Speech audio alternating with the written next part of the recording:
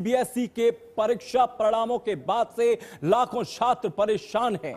वजह है ओएसएम यानी ऑनलाइन स्क्रीन मार्किंग सिस्टम। दावा था कि इस डिजिटल चेकिंग से पारदर्शिता आएगी, रिजल्ट जल्दी आएगा, लेकिन जमीनी हकीकत क्या है? जमीनी हकीकत यह है कि इस सिस्टम ने लाखों होनहार छात्रों के भविष्य को स्क्रीन पर ही धुंधला कर दिया। किसी की आंसर शीट के पन्ने गायब हैं, किसी के कंप्यूटर स्क्रीन पर कॉपियां ही आपस में मिक्स हो गईं, तो किसी के कुछ आंसर्स चेक ही नहीं हुआ है। बात सिर्फ तकनीकी खराबी तक नहीं रुकती, मामला अब देश के सबसे बड़े शिक्षा घोटाले की तरफ मुड़ चुका है।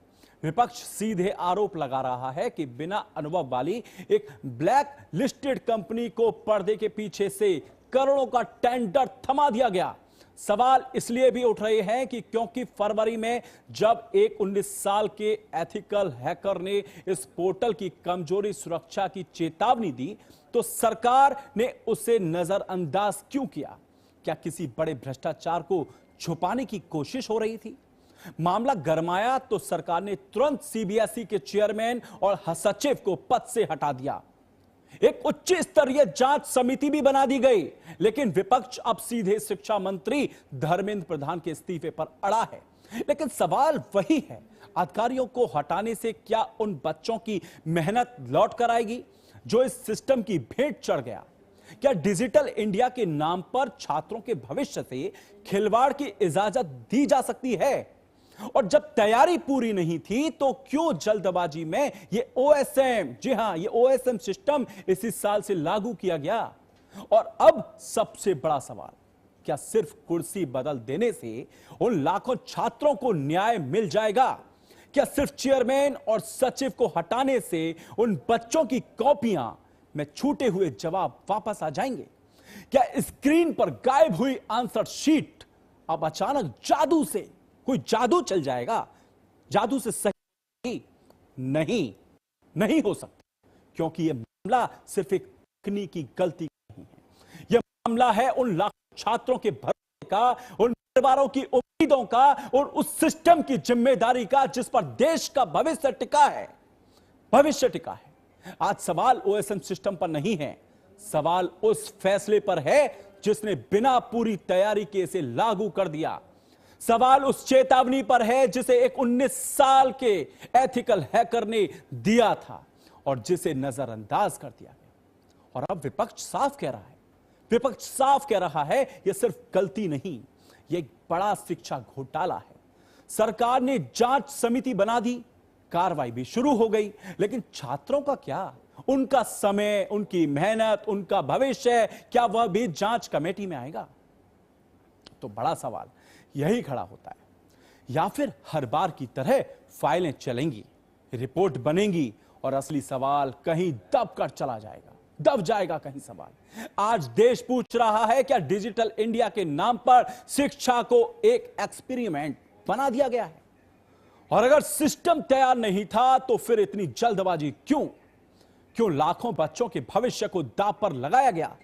क्योंकि याद रखिए, नंबर सिर्फ स्क्रीन पर नहीं होते, स्क्रीन पर नहीं गिरते। ये नंबर उम्मीदों पर गिरते हैं, और आज वो उम्मीद सवाल पूछ रही है। तो आज का सवाल यही है कि फरवरी 2026 डिजिटल मूल्यांकन की घोषणा, अब क्या हुआ? मार्क चेकिंग में दिक्कतें आई हैं। मई 2026 सीबीएसई 12वीं के परिणाम आए, छात्रों के नंबर अप्रत्याशित घटे।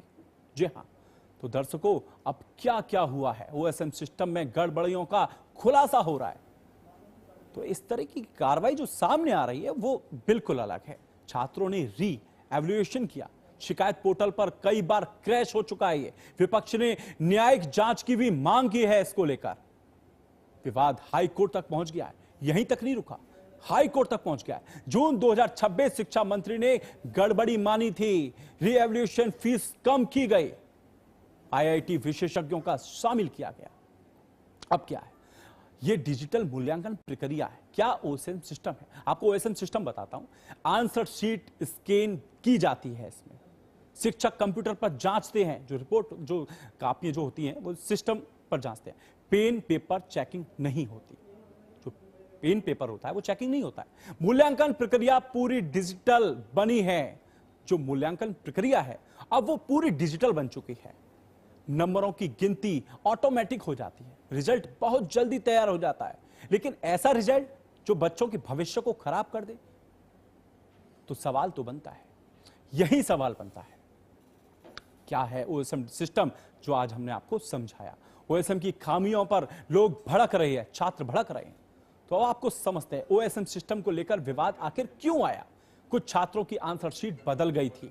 छात्रों का आरोप है सीधा, धुंधली कापियां स्क्रीन पर दिखी थीं, कई जवाब बिना चेक किए गए, सॉफ्टवेयर बार बार क्रैश होता रहा। ओएसएम सिस्टम को लेकर विवाद इसी से बढ़ा है। शिक्षकों को तकनीकी जो समस्या थी, ट्रेनिंग नहीं दी गई थी, सर्वर धीमा चल रहा था, रीएवल्यूशन में भारी कंफ्यूजन था।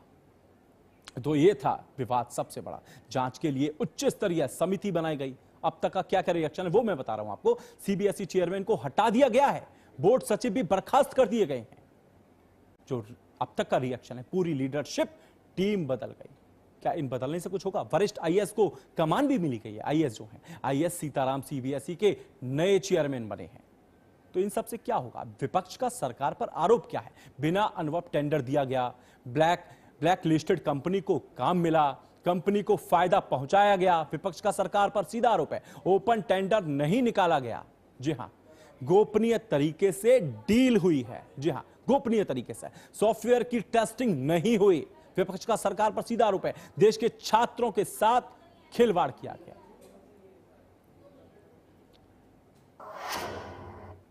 तो ये थी 3 बजे की 3 बड़ी खबरें। तो फिलहाल इस बुलेटिन में सिर्फ इतना ही। देश और दुनिया की खबर देखने के लिए आप देखते रहिए HNN न्यूज़।